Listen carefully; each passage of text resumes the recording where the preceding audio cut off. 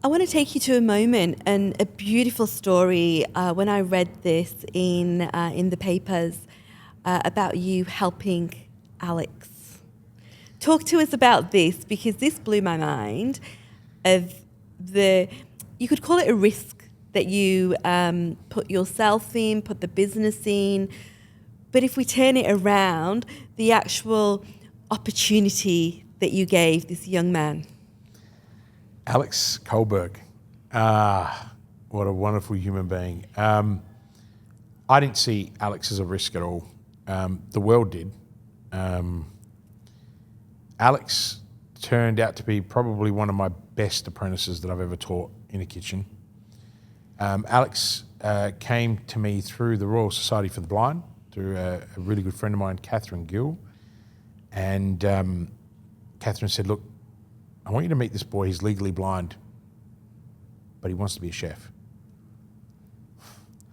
I was like, you know that I can do miracles, but this might be one that I might not be able to do. And she goes, you've come out of retirement to go back into the kitchen in the burger bar while you've been running all the other companies. It'd be really good if you just took a look at him.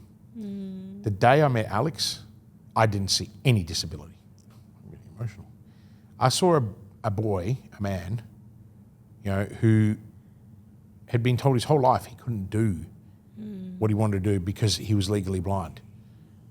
And I just went, and yet here he was standing in front of me saying, this is my dream. Well, who in the hell am I to not give someone their dream?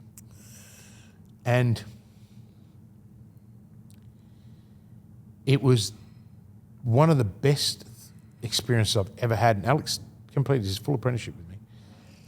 He ended up running the business, ended up buying into the business, went on to get married, have his own family, and there were trials and tribulations. At the beginning we had to navigate how we're going to work in the kitchen.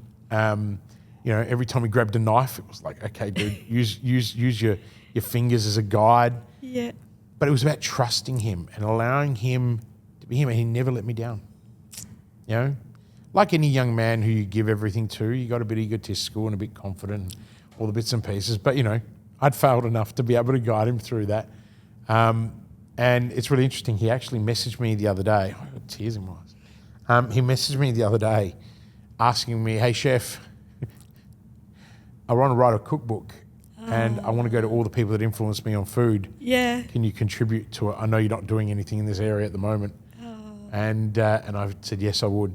But yeah, look, that was never about me. It was about Alex. Yeah. I think hopefully that came through in what I said. I just gave him the opportunity. He took it, and but again, who am I to say no to someone wanting to live their dream and actually doing it? There's so many people that talk about doing. Yeah. And he, as I said, I never saw a disability. I just saw Alex, and the ABC came after everyone started talking about this. They were like, "What in the hell's going on?" And Alex and I never talked about it. It was, Royal Society for the Blind and other people, and even the crew from ABC. Then was it the morning show? They came too.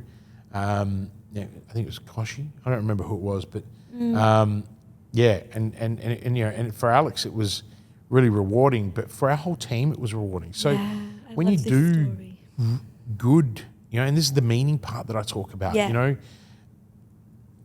yes, did that help us make money? Absolutely. Did more people come to us because of that? Absolutely. But none of that would have happened if we didn't have meaning and purpose and energy and we weren't aiming for fulfillment. And I think this is the story I try and educate people on.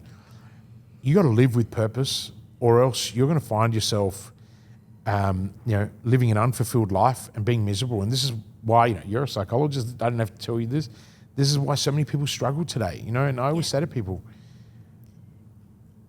give yourself the best opportunity to live life to the fullest. Yeah. Right? If you have a dream, then go for it.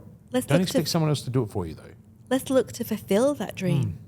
And it's unfortunate many people do appear to have achieved so much but still feel very hollow inside.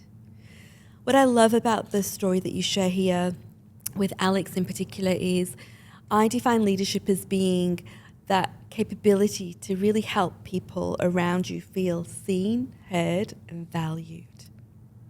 And this is a fantastic example of how you've enabled that to happen. Thank you. I mean, Alex enabled himself. I think that, you know, being a leader is actually not that hard. It's being the follower that's hard, right? You know, a movement is never actually created by the first mover. It's actually it's actually the first follower. Yeah. You know, and and I'm always fascinated by that. And so you as a leader, you got to surround yourself with really amazing people who are inspired not by you but by their own desire to excel.